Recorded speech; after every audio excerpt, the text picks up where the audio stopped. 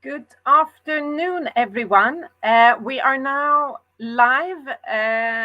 Always some little technical issues, but we are happy now to be broadcasting this seminar ahead of the Stockholm Plus 50 conference. My name is Anna Sundström, and I am the Secretary General of the Olof Palme International Center.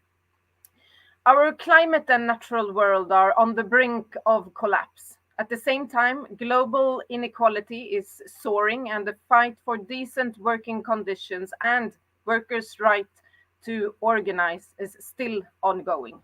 These two crises, the planetary crisis and the inequality crisis, are closely linked. A radical climate transition is necessary, but how can we make sure that the rights of workers and communities around the world are protected during this great shift? So the question is, how can we make sure that the transition is not only just, but it is that also a just transition? So, with us to discuss this today, we have a panel of very interesting guests, and we are also very happy and honored to have a very important and also experienced moderator to discuss this topic with us today. So, with this, I would like to give the floor to you, Jytte Guteland, member of the European Parliament for the Social Democratic Party of Sweden, to take us along and to moderate this seminar. Welcome.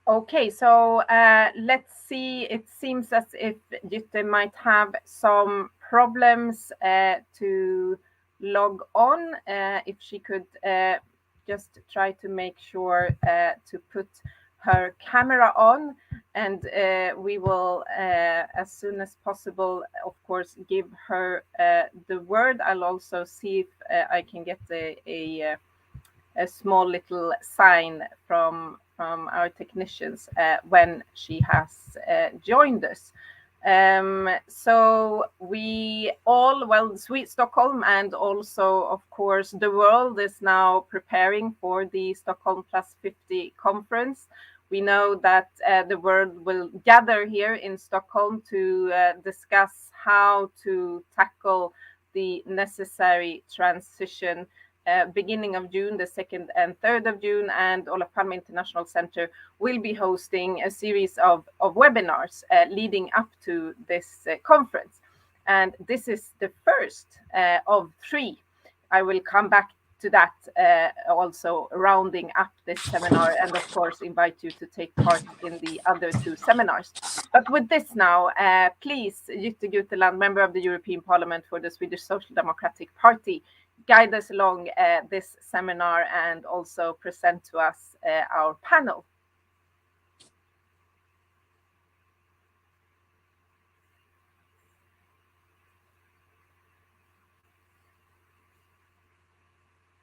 And now you disappeared again. We could see you, but it went black, unfortunately.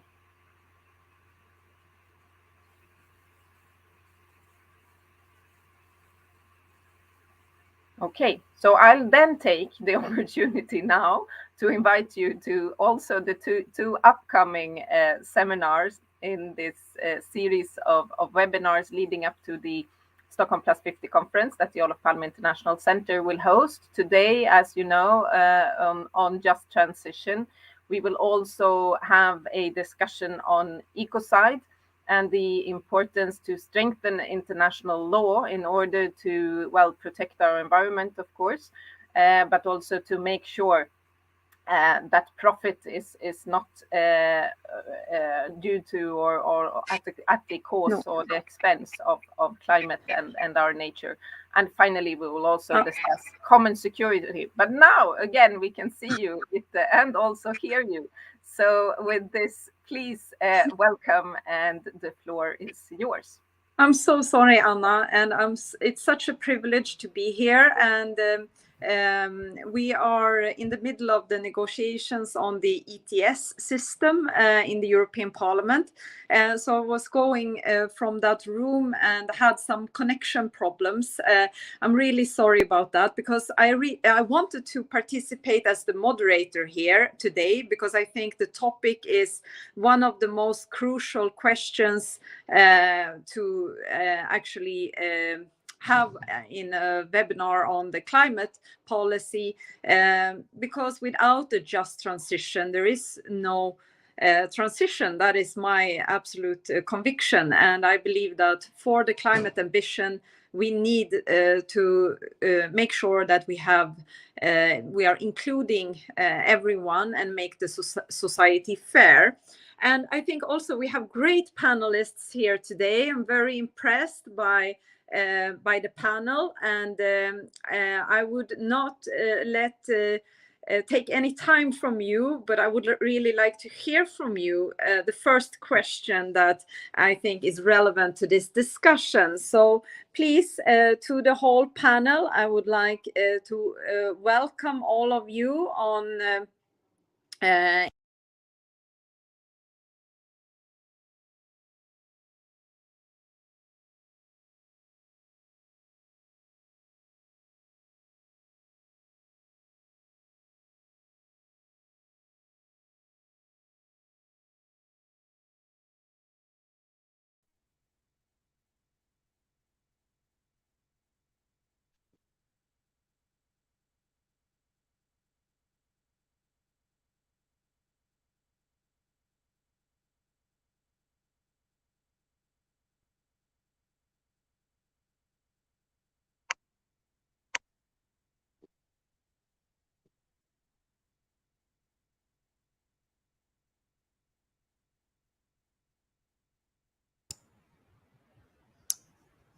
I'm so sorry, Jutta, to come in. We actually can't hear you at all. Do you have problems to hear me? We hear you now.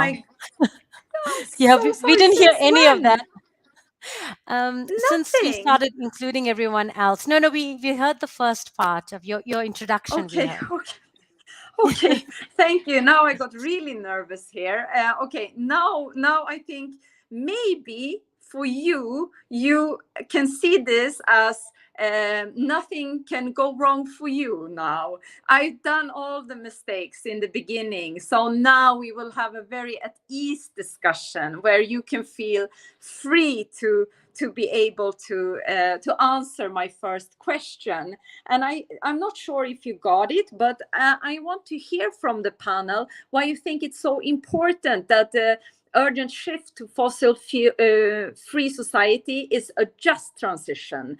Why, from your dimension, is it so important that it is that just for the workers and for the society? So I think we could start by having the focus on the trade unions, maybe. And Myrtle, you could start, and then I will hand over to Rhoda, and then Trasha, and then to Linda. So we take that order, and I will not go in between, but you will have the same question here. Welcome. Okay, good morning, everybody. I have to say, first of all, you are throwing me in a very deep end, because the question is actually, it's very hard for domestic workers and the domestic sector to understand, because we have to understand that the labor laws, especially domestic workers, are very isolated. And we don't understand every day the changes that are taking place in this world. We also don't understand every day how this is affecting us, all these health issues, all those things that is wrong in this world. We don't really grasp that when we suffer, we don't understand. For us, it's just feeling sorry for ourselves. And now we have to understand, we have to enter into a world where we understand what is global warming. We have to understand the world just transition, and we have to understand and make sure that we know what is going to happen in the way forward. We know about all the harmful chemicals. We know about all the things that are affecting ourselves.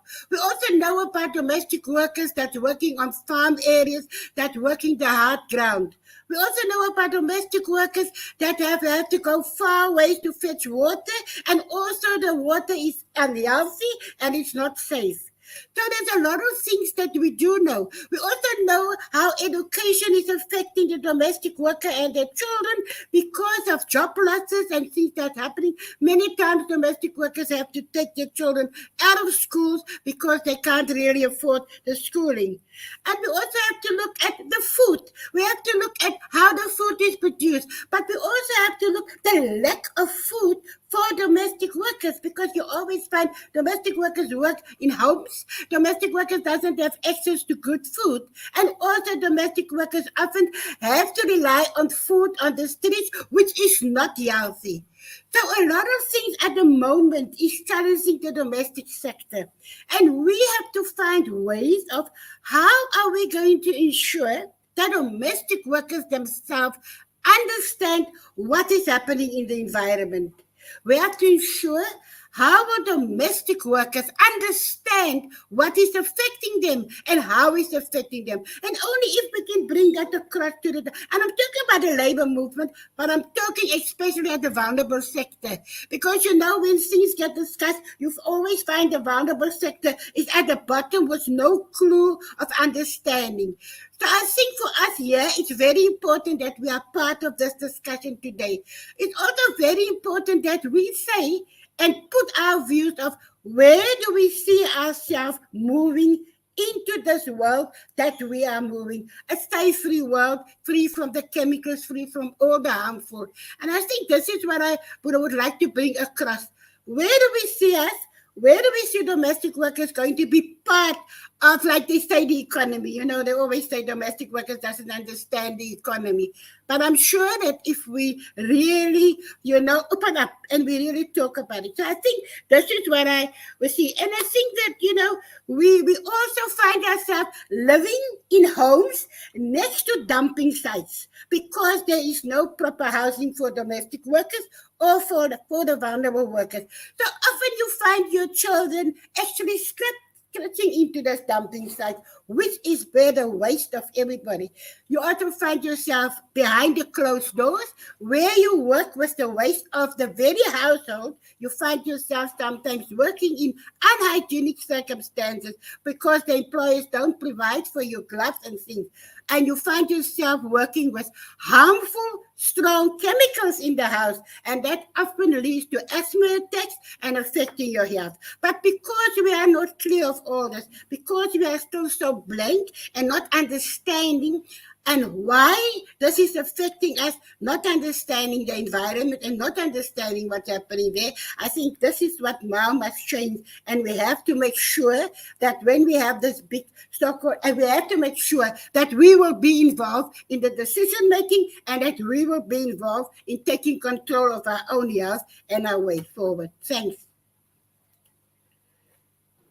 Thank you so much, Myrtle, for that very interesting intervention, both giving us the importance of and the facts of how people's lives look like, and also giving into this discussion your view and important facts about the chemicals also.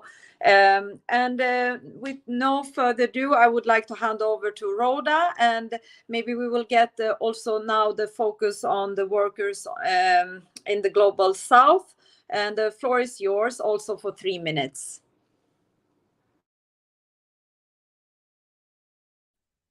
Thank you so much, guys, and thank you to all the organizers for putting this together, and definitely for bringing the ITUC on board. I would just want to share the perspective from a global south, where, as we all know, the global south is characterized by high informal economy levels, high levels of unemployment, high decent work deficits, high inequality levels, etc. And so how do we ensure that whilst we are transitioning to a green economy, these issues are properly catered for, or these issues are properly taken account of? How do we ensure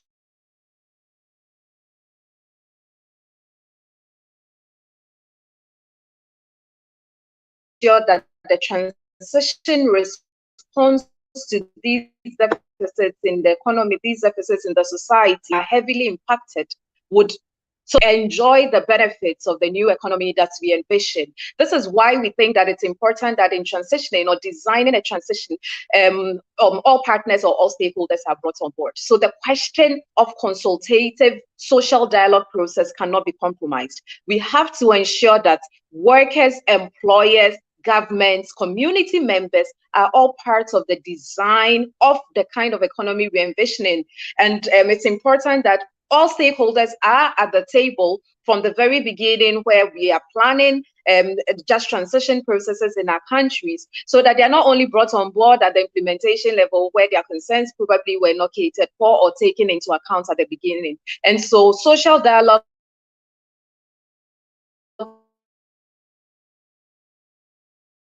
for us is key. However, we also have social deficits where workers as well as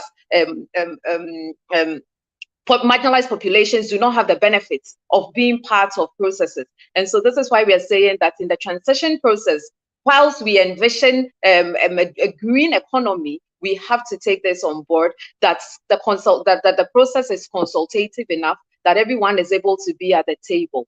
We are also saying that it's important that the transition delivers green jobs, that we are not going to transition at the expense of workers who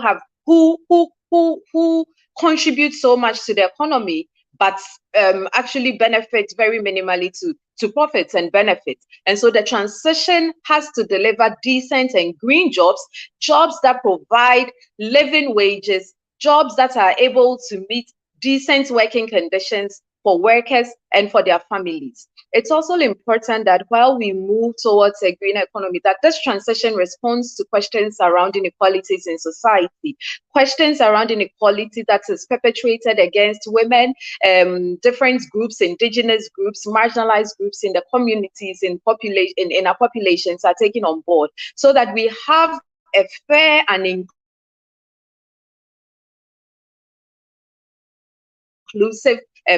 And so generally we see that the whole transition process is an opportunity to respond to some of these deficits that we see in our economies, in our societies, in the global south. And this is why we say it's important for all stakeholders to be on board. Lastly, it's also important that we look at the kind of investments that we embark on when we design the transition. And for labor and for trade unions, we're saying that it's important for us to invest in ways that will not be detrimental to people that have not contributed so much to emissions. And so here the questions about global south and global north also comes to play. Questions around communities, questions around countries that have historically contributed to global carbon emissions should provide support to countries that are vulnerable to climate impacts, but perhaps do not have the capacities to adapt and to also respond to and to build resilience. And so questions around justice, equity are very key when it comes to the whole transition process. I'll stop here and hope that I get the opportunity to come back to speak to some other points. Thank you. Thank you, Rhoda, and thank you also for contributing to the discussion with the perspective of fairness. Very timely discussion, as also been highly debated in the last COP in Glasgow, and something that I think we really need to listen to, and also on the perspective on how different populations in countries are affected, and not in relation to who actually emitted the most. Then I would like to hand over to Trasha, who will I think also give us some perspective on gender dimension, but also answer to the big question. The floor is yours. Thank you so much. And it's lovely to be here with you all. Thank you so much for including Women African Alliance into this conversation, and to including, by extension, I suppose, the perspectives of women, and particularly sort of peasant and working class women in Africa into this conversation. I don't pretend to be one of those of the constituencies, but I certainly work to try and support those women across the African continent, particularly looking at how we can support them to become more resilient and to adapt to the climate to the climate crisis, and to ensure that there's an absolutely a just transition. And so I think, like the others have said, the other panelists, justice is really key here, because we really can't talk about a transition from fossil fuels to renewable energy, for example, but leave women and their communities behind. What we've had in our current development model, as we know, where fossil fuels is dominant, is that we have an energy system, for example, powered by fossil fuels, that really provides energy only to industry and to the elite in our society. And if we have a renewable energy system that we transition to, that continues to perpetuate that injustice, that there isn't energy access, there isn't energy justice for women and their communities, then we really, really can't be thinking about this transition in a very just way. And so justice really is key in this transition as far as we see it. I think the issue is also that women, particularly sort of peasant women farmers and working class women, as I've said, in regions like Africa, where I'm based, are really those that are most impacted or will be most impacted by the climate crisis. And yet they're also sort of impacted by the current development model, which we need to transition away from. So as we think about transitioning, we need to consider how to bring them forward and be able to start actually injecting these ideas of not just access but justice in this transition as well. I think we need to consider that they have fair and equal access to the resources that they need to be able to live sustainably, to live a prosperous, a good life. And so the transition has to really consider all of this. A narrow idea of a transition that just goes from dirty to clean, we don't believe will actually be fair and equitable and right, I guess, for all of the people living in places like Africa and other parts of the global south particularly. I'll leave it there for now. Thanks. Thank you, Trasha, and thank you for this extremely important perspective. I myself got some thoughts on it, on the fact that 60% of the farmers are who need the soil and the climate to be like it has been are women. And there are definitely women who will be mostly affected by the change, and already we see that. So this needs to be much more highlighted in the conversation. Then I would like to invite Linda to give your introduction here on this question, and maybe again on the workers' perspective, and a little bit from EU perspective, EU country. Linda, the floor is yours. Yeah, thank you very much. And first of all, I would like to take the opportunity, of course, to thank you for inviting me to this very important webinar. But I will continue speaking Swedish. There is an interpreter who will speak English for me today. So I will go to Swedish now. som fackförbund så skulle jag säga att det korta svaret på frågan varför det här är viktigt är att det finns inga jobb på en död planet. So as on behalf of the unionists, I would like to say to this question, well, the short answers are that there are no good jobs on a dead planet. That is the first answer. Och vi jobbar ju för jämlikhet på bred front, och det innebär ju såklart att vi även jobbar med det vad det gäller klimatomställningen. And we work with equality, but on a very broad front, wide front, and that also means, of course, that we're working with the climate transition. För vi ser ju det är viktigt med en rättvis omställning som inte lämnar någon bakom. Och det tror vi krävs reformer för omställning som just ger möjligheter för alla att hänga med. And so, yes, we really are working and see the importance of the just transition and making sure that nobody is left behind. For that, you really need to undertake reforms to ensure that everybody can be a part of this. Så som fackförbund så har vi jobbat med klimat- och miljöfrågan sedan 2016 och har tagit fram ett miljö- och klimatpolitiskt program för just att jobba med hur kan vi som fackförbund se till att jobba för att ändra vårt köpbeteende till exempel. Och vad kan handeln göra för att minska utsläppen? So as a union, well, we have been working actually with this climate environmental program since 2016. We've been working very much with this, and we have brought out this program regarding the environment and climate and policy programs to really see what we can do from the union to have an effect on the patterns of purchasing and also how the commerce and trade can have a positive effect on this. Och man kan väl säga, vi konstaterar helt enkelt att det här är någonting som vi behöver göra tillsammans. Det är inte var och en som behöver göra det, utan vi behöver ha ett brett arbete, och det ska inte heller vara en klassfråga för om man kan göra hållbara val. And this is something that we see that is necessary to work together on this. This is not something that can be done on an individual basis. No, it's a very broad work that needs to be done.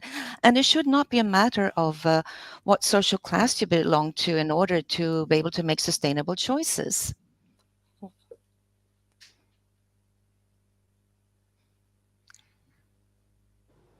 Thank you, Linda, and thank you also for putting that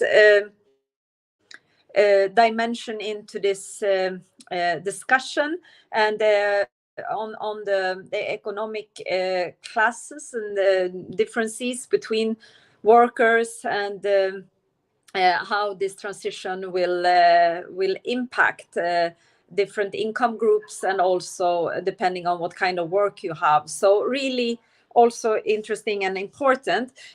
We will have to have a little bit shorter intervention, and I will also not go in between to complement your excellent interventions in the next round, but I will let you speak more freely and give more room for you. So I have a new question for you on the topic, but let's stay 2 minutes each on answering it. I think it would be very interesting to hear all of you also on the dimension on the gender. And often when we speak about the transition, we speak about it in a very male-dominated way. So we speak about construction, we speak about energy, transport, often male-dominated working places. And in the just transition, there is also more talks about how to help workers in classic male dominant areas, how we can help the transition also economically. But how about the women, and what shall we do here to make sure that the women get compensated, and that this transition is beneficial for the women. As our economies are fundamentally changed to meet the crisis, how do we really seize this opportunity that is also is to change to a more fair situation for women on the labor market? This is a question I would like you all to answer, but if you feel that you can do it short, please do so we can also have room for the other questions. But I will do the same order. So Myrtle, you will have the first intervention, and then we will go to Rhoda. Yeah, okay. Again, me first. Okay, what I would like to say is that, yes, what you were saying, when we talk about just transition, we talk about the male-dominated world, we talk about construction and something, and we don't seem to think that women are also involved in this climate change that's affecting them. Because what we see is that most women, and I'm now talking about women on our level, the vulnerable workers, are involved in the informal sector, which means they work in the informal communities and they are mostly, there, which means their voices are never count. They never come out to speak how they feel they are affected. Just the instance, if we look now, what has happened in Durban. If we look at the current housing, the crisis, what happened, the flooding, and we see our houses, and if we look clearly at it, we will see it is the most vulnerable workers that was affected by the actual flooding, because it was the vulnerable workers that have houses that were standing just ready for a disaster. And that is what happened in the Durban now. It was women in the informal economies. If we look at farming, we look at the poor woman that is working on the farms. It is the poor woman that is actually working that hard soil. And then if we look further how it's affecting them, we find that on that farms there is no health, there is no water, there is nothing. So we're actually looking at how women is affected. If we look at, like they say, fossil, we look at all the things happening on the road, we see that it is actually affecting domestic workers, the way of women, the way we travel and the way we are on the road, and how we are, exhuming all these fuels that's on this road. But it's the vulnerable workers, and our role is we have to be part of society. And therefore, because we are in the informal workforce, our contribution is never taken seriously. It is never discussed. It is always put as just an issue that is there because, it's just women and it's male-dominated. And I think the time has come now for us. The time has come for us to say to ourselves, we want to be part of all of these discussions. We want to learn about it. And how can we do it? We have to ensure that women are represented at the stocks. We have to ensure that women, vulnerable women, are seen in a leadership role to understand what is affecting them. And then for us, just transition means, yes, we want to move into a new way. Yes, we want to move to a green society. Yes, we want to move into a safe environment. But for us, we have to get rid of all of that is still blocking us. And we have to stand up as women, and we have to make our voices heard. And only if we can do that, only if we can ensure that we get a say, we can see that we are part of creating a healthy environment for all workers. And I'm speaking especially about the domestic sector. And that is how I see we have to become part of society. We have to be respected. We have to make sure that we stay in safe environments and that we have access to safe, healthy conditions. And that is the way I see it. Thank you. Thank you, and thank you for the passion. Now I will be very quick here and hand over to Rhoda that will also give your 2 minutes on this important topics that you could probably speak a long time. Yes, I will try to be quick. And just to start by saying, a colleague of mine once said that being a woman in Africa is already a triple threat. And this actually means that, first of all, you're Black. Secondly, you're a woman. You fall under marginalized population. And thirdly, yes, you are. Well, so you're Black, you're a woman, and you're from a developing. You're from the South, and these, I mean, as much as may sound very like a cliche, is actually the reality of many women in Africa and the developing South in general. And how are we going to ensure that the concerns, or these kind of concerns, are taken on board in a way that is beneficial to these groups of people? It's also important for us to note that women at the same time are the bedrock of societies of many African economies, or many countries are in general, not just in Africa. When you take the agricultural sector, for instance, women are found in farming, in subsistence farming. They produce and contribute to high food security in the society or in our countries. However, this population is highly marginalized and actually faces a lot of indecent conditions when it comes to work, when it comes to income inequalities, when it comes to gender wage gaps, etc. And so the point is that whilst we envision or move towards creating a just transition, we have to ensure that these concerns are taken on board, so that this population that is so important and contributes so much to the overall economy of the world actually benefits to or actually share or have a part in the benefits of society. And how do we think this can be done? It's important, first of all, and I think Myrtle mentioned this, representation is key. Whilst we transition, or whilst we design and create the kind of transition we envision, it's important for women to be represented in decision-making structures. Across board, women have to be present to be able to share their concerns, to be able to put across whatever they want to see in these kind of new economies that we envision. It's also important that there's investment in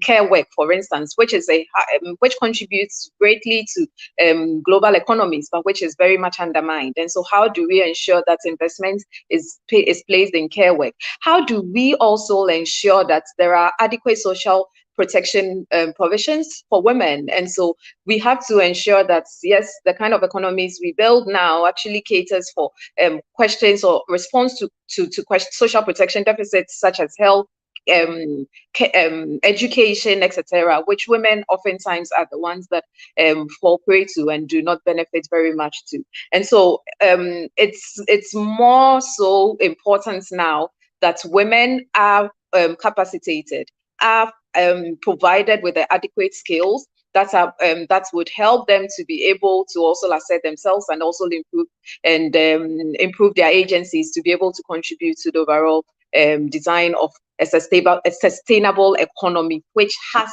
to be inclusive, and this cannot be compromised. Thank you so much for that too, and I will immediately hand over now to Trisha, and after that to Linda. The floor is yours. Thanks. So I would say at a very superficial level, it is about bringing women obviously into the clean economy and being able to sort of have jobs for women in the economy. But that's really a very superficial level. We at a deeper level need to ensure that, women are able to own and take control over the resources that they need. And so we need sort of woman-led solutions.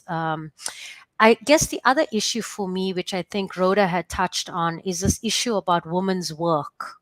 So I think, Jutta, you were speaking about a more sort of male-dominated work and female-dominated work. But, women's work, according to patriarchal norms that we generally live by, is about a whole lot of things like care, and care including not just taking care of the communities and the sick in their communities, but also about cleaning, about cooking, and so on. And and in fact social reproduction as well, which is about creating the next sort of the next generation of workers or even male workers. But all of this work that women do, we know in a patriarchal society is not valued, it's not costed, it's not actually even considered as real work. And yet this is all of the work that they do on top of everything else. And so I think when we're talking about a just transition, we really need to consider these issues as well. So what is women's work as we know it right now, and how do we transform this? How do we value this work? How do we redistribute this work in a fair and equitable manner, so that it is not just women who are holding up society with all of these different other functions, and men and everybody else seems to just sort of reap the benefits from it.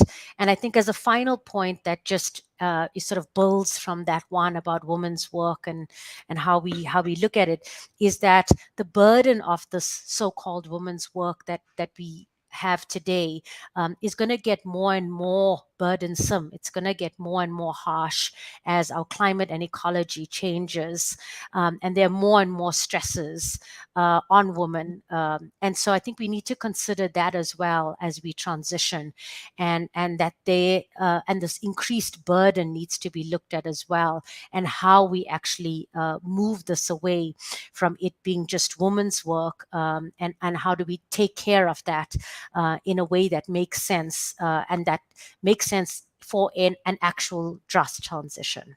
Thanks. Thank you, Trisha, and thank you also, Rhoda, for that dimension. I was thinking myself today, I actually had this feeling of some tension to keep everything together with the kids, with the work. So you really spoke directly to my heart there. And I know many women all over. And then when you put the economy on that, and the unfair economy, that's definitely a very big message. Then I would like to hand over to Linda for this important topic. So the floor is yours. Tack så mycket. Jag representerar ju ett fackförbund som har en majoritet av medlemmarna är kvinnor. Och därför blir det ju naturligt att när vi jobbar med klimatfrågan så hänger det också ihop med kvinnors arbetsvillkor naturligtvis. Yes, I am from a union that I work with. The majority of our members are women, and so naturally then we also work with these matters, and it's all connected then to the climate issue.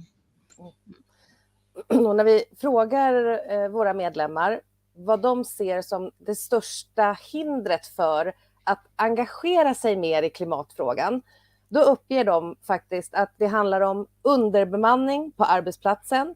Det handlar om att man jobbar deltid. Och det handlar också om att man har otrygga anställningar. And when we ask the women, or we ask our members, what are the major impediments or hindrances for them to become more involved with the climate, they say, well, it's because they are understaffed many times. It's a lack of personnel, or they're working part-time, and also that they have a lot of other commitments. Mm-hmm. Så slutsatsen som vi drar, det är ju naturligtvis att om vi förbättrar arbetsvillkoren för våra medlemmar på arbetsmarknaden, så kommer det gynna en snabb och rättvis klimatomställning. Därför att, och då gynnar det också såklart kvinnors arbetsvillkor. Men därför att det kommer vara fler som också kommer att kunna engagera sig i omställningen. So our conclusion then is that if then the work conditions improve, then it will be possible quicker to be able to have justice. And because if there's better work conditions, then more people will be able, more women will be able to become involved with a just transition.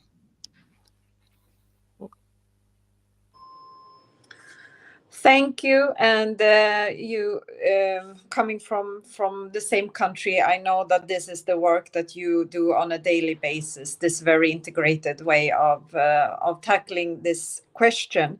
I would like now to get some perspective with two questions, actually. I put them together so you can choose a little bit what you think is the most relevant from you and the panel. Both a question that I know Palme Center wanted us to talk about, and that is the conversation on the just transition focus many times on the shift to the fossil-free economy and society. But if we look on the global perspective, which action do we need from the global north to guarantee the just transition for the global south? And you have touched upon it a couple of times, but if you like to kind of give that last message here, do that. And that also goes into the final question. So I put them together to make it easier for you and us and to be in time. So the final question that I would like you to give is actually advice for the Stockholm 50 conference, so that this environmental conference can conclude or give the result that's important for the just transition. So what would you like to see from that conference to make sure that the actions that is taken on environment and human rights are good ones for the just transition? So if you could pick and choose a bit between these two questions or integrate them, and then the floor is yours for 2 minutes each to conclude in that way. Then I know we had an interesting question also in the chat, and that would be what should be the concrete role input for workers, women, small farmers, indigenous people in decision making on energy transition. So if any of you like to answer to that one, meanwhile, maybe there will be another one from the chat that we can conclude after your interventions. So we go with the same order, and I will not jump in between because I take time from you, and I don't want to do that because you say interesting things. So I want to listen to you. So we learn the order now. So welcome all of you in order that we have learned during this conversation. I think that I would not so much focus on the question 3. I would like to focus on where we're going to and with the conference that will take place. And for me, it would be that we actually need to center more on decent work. And we cannot talk about environment issues without involving the people within that environment. Otherwise, it's not going to make sense. And that is what I would like to see that will take place at this conference. Also, because we have to understand that the environment infects mostly the vulnerable workers. And we always find at this conference, it's always the words of those people that's in control, but you never find the actual, contribution and the people that's involved on the ground level. So for us, if we want to move in a just transition way forward, and we want to move to a greener economy and things like that, we have to make sure that those workers that is not clear on what's happening in the world, and those workers that don't understand what is all this high words that we are using, that we have educating them. So when their voices, we cannot decide for people up there, and we don't know what is actually happening on the ground. And for me, I would like to end with what the Pope has said. It is always in my mind. The Pope is saying that the planet is our house. Yes, and the planet, as humans, we take care of the planet. But as domestic workers, we take care of the homes. So why is it that three can't work together? Why is it that we can't lift our voices from the homes to the environment and to as human beings? So for me, I would love to know that our voice is going to be heard, and that we will enter into a green economy. We will enter where jobs is available. We will enter where we have decent lives, where our children can enjoy schools, where we are actually free to actually speak. And that is what I would like for the future, and what I would like to say about the domestic sector. Like we always say, our world can only be free if domestic workers are free and take their place in society. Thank you so much.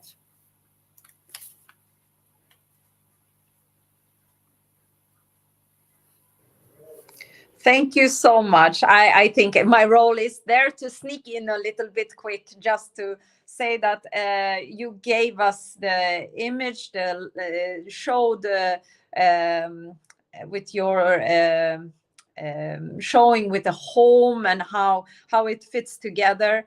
I think that was really something that's making you think about the situation and how it really is. Thank you so much for that, and thank you for all the interventions. Maybe we will have a chat in the end, but otherwise I think you gave the conclusion in a very good final statement. So I will now hand over, and I think the order that we had before was to give the floor to you, Rhoda, and then move on.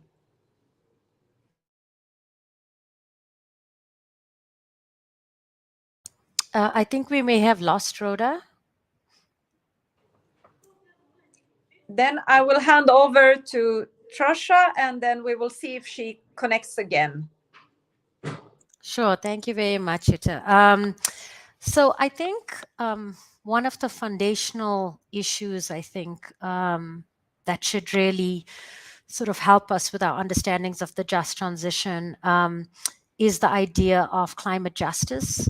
And the understanding that it is the global north that has caused the climate crisis, and therefore owes a climate debt to the global south. So in talking about what the global north needs to do, I think this is one really big foundational issue. We need climate justice in the just transition, and we need a climate debt that is paid by the global north to the global south to be able to be more resilient to the climate change and climate change impacts, and to be able to adapt to climate change. That climate debt can be paid in many ways. Most people think of it as climate finance that needs to be transferred from the north to the south to be able to transition. We can also think of it as transfer of technology, but there's a huge amount of reparations that need to be paid also for the injury that has been done on the lands of people in the global south. I think there's a couple of other things that we need to consider as well. I think when we talk about solutions to the climate and ecological crisis and the just transition, we also need, and the responsibility of the global north, I think we need to consider very seriously that the global north needs to mitigate as the first priority, which means no new fossil fuels. It means a rapid phase out of fossil fuels. It means the decrease, also just sort of the reduction of all kinds of other harms that have been caused in terms of increasing carbon emissions in the atmosphere. And it means real solutions, not net zero solutions, not false solutions, but real solutions that will actually decrease the carbon in our atmosphere and really be able to take care of climate change. We also need to ensure that consumption levels in the global north, but also elites in the global south, we know, needs to decrease rapidly and urgently as well. We cannot be consuming in the way that we are. There is only one planet. There's no planet B. And so I think that we need to start conserving resources, using them in a sustainable way. And we also need to ensure that maybe as my last point, which is probably a bit of a controversial one, but we need to ensure that the new so-called green economy is not mimicking or is not similar to or replicating the fossil fuel economy that we have. So this idea of this new wave of green extractivism that is going to support a green energy revolution, we need to really consider this and who we're sacrificing in the process that we do this. And the fact that this rapid and large scale extraction is going to still land us in the same problems that we've had as in the fossil fuel or the modern economy as well.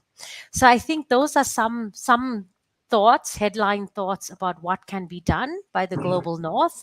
But it's obviously not exhaustive, but I think that that should help us with some, like I say, foundational pieces to lead us into the just transition. Thank you. Thank you, Trasha. You really spoke to the European Parliament now, I think. And I'm in the European Parliament. It was really like a message to all of us. I think that was really appreciated.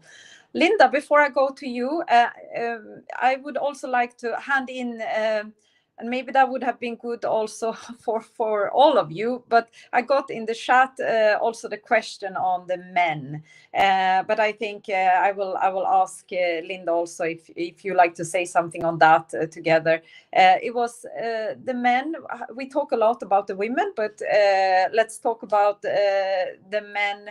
Not like they are in the center, because they are always a bit in the center, but more like why do we need the change? How can we go from the ego perspective to the ecological masculinity? And that is something that maybe Linda can give us some thoughts on.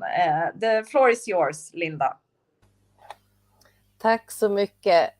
Ja, men vad det gäller män så kan jag väl säga att vi jobbar ju med de här frågorna oavsett kön. Alltså det här är ju både viktigt för män och kvinnor.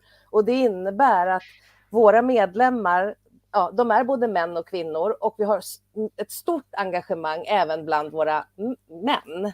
Så att det finns ett engagemang även ibland dem. Och vi tar tillvara på allt engagemang. Thank you. Well, first of all, I want to say that we work well with this. I mean, we have our members, they are both men and women. And I actually have to say that men and women, they're both genders are actually very involved with this. So there's a large involvement also among men. And these are matters that we are working with. Mm-hmm. Men som sagt, för att åstadkomma en rättvis klimatomställning så behöver vi ju använda vår gemensamma styrka, såklart. Och jag skulle ändå vilja bara kort nämna att vi har ju faktiskt tillsammans med Palmecentret så har Handels också varit delaktig i att starta den kallas för Broad National Alliance for Just Transition. Och det handlar just om så här, hur kan vi tillsammans jobba med den här frågan framåt. And but of course, in order to reach a just transition, we need to be united. We need to work together. And I want to also mention also that from our union, we are working together with the Palme Center on it's called this joint project, working towards a broad national just transition, to see how we can reach this. För det som jag tror är så viktigt med när vi pratar om klimatfrågan, det är en bred och folklig förankring. Så att alla känner sig delaktiga. Men inte skuldbeläggning och skam, utan att man känner att det här är någonting som vi alla kan vara med i och göra förbättringar. But I also believe that when we are working and talking about these climate matters, it's very important to really have this to be accepted, to be ingrained in people in a popular level, to everyone to feel that they can be a part of this and want to be a part of it. But at the same time, we should not be we should not be putting blame on anybody. Instead, it would be something that everybody wants to and feel that they want to be a part of. Och där tror jag att vi kan inte heller förlita oss på att det blir en rättvis omställning om vi tror att det här är en fråga för varje enskild individ, utan det krävs betydligt större svar. Alltså det krävs svar från samhället, ifrån vad vi kan göra gemensamt, både företag, civilsamhälle och politiken. Så att ja, vi tror att det är de strukturella förändringarna som kommer att ge de stora och långvariga effekterna. So so I mean, if in order to obtain this just transition, I believe we cannot be sort of basing this on individual acts. No, this needs really to be something larger. Together we need to do so. They're involving also companies and civil society. It has to be at a political level, because it needs to be done in a structured manner in order to really achieve a change. Thank you. Last very important words on the importance on the structural change, and I think we can all agree on that. And I must say that it was an excellent panel. I'm sorry that Rhoda was disappearing in the end here. We thank her also. I would like to thank the whole panel, and I will hand over to Anna Sundström, our Secretary General of the Olof Palme International Center. And I would also take this opportunity to say thank you to you who organized this. OPC is extremely important in facilitating these important global discussions on the global challenge that we have ahead of us. And I think I enjoyed this a lot, and I think hopefully that many were listening to your interesting intervention and discussion here today. Thank you once again from me. I will hand over to Anna, so you have the opportunity to say the final words. Thank you so much, Jutta, for taking part. I know that you snuck out of a meeting, sitting in the corridor to be able to be with us today. And that is also, of course, sort of a proof of your very strong commitment and personal dedication to this struggle. And it is a struggle that we, of course, are in, all of us. And I think the perspective on the need for it to be sort of rooted in local communities is also something that we take with us from this discussion today. That has been really, really interesting. So thank you also to of course, the whole panel. And it's just the beginning, right? This is also an issue that we will continue to discuss, and the next step will, of course, be to also meet here in Stockholm and continue these discussions. And I think that what Myrtle also said, that we cannot talk about the environment without including the people living in the environment is also a very strong message for us to take with us also for the upcoming discussions, of course, here in Stockholm.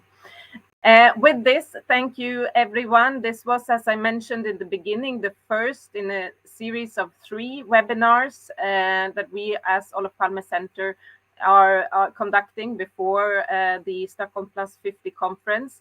The next one will take place on the 17th of May, focusing on ecocide, stronger international regulation for environmental destruction, or well, to limit, of course, environmental destruction.